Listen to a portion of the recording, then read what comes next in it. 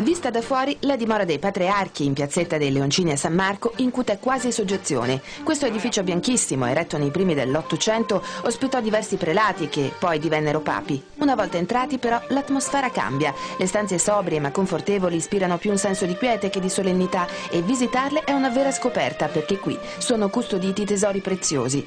Ecco perché il Patriarcato ha deciso di aprirle al pubblico, rendendo accessibili anche gli spazi privati del palazzo lungo uno speciale percorso guidato. Soprattutto con l'attenzione a quella che è il patrimonio che è custodito all'interno di questo edificio, opere d'arte estremamente significative per le quali noi ci preoccupiamo soprattutto di fare una lettura iconografica del loro contenuto. Spesso sono opere che provengono da chiese soppresse o chiuse al culto, in alcuni casi sono immagini estremamente significative dove la lettura del contenuto iconografico diventa estremamente importante.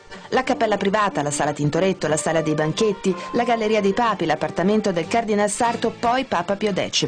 Ad ogni passo un gioiello artistico o una testimonianza storica e oggi anche una novità, la copia del famoso breviario Grimani regalata qualche settimana fa dal governatore Galan al patriarca Scora. Al di là del suo valore intrinseco, è essa stessa un motivo di curiosità e di attenzione, prima di tutto perché trattandosi di una copia, pur con le dovute cautele, perché è una copia estremamente preziosa, consente di presentare al grande pubblico quest'opera.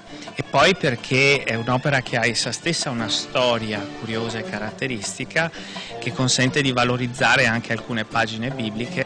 Per le visite, il venerdì pomeriggio, basta prenotarsi sul sito www.veneziaobc.org o telefonare agli uffici della Pastorale del Turismo.